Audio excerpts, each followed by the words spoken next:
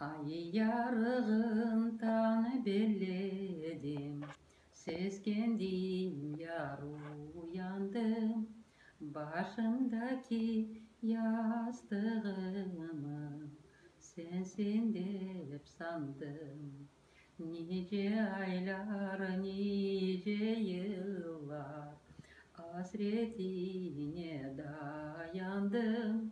Endi sabrım kalmadı yar, tutaştım yandım. Çekiştirme nazlı dülber, bir tatlı söz aytsen bana. Sevesin mi, sevmesin mi, yüreğini aç sen bana. Yüreğini aç sen bana.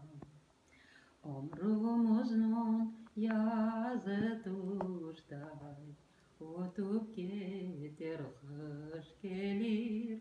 Gönlüm seni sevip sarma, ister güzelim.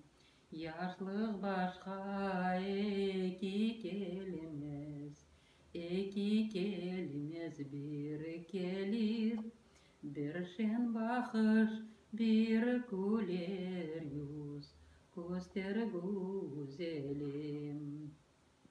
Çekiştirme nazlı dülber, bir tatlı söz aytsen bana.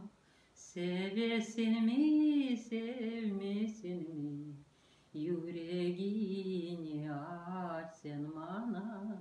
Yüreğini aç sen bana.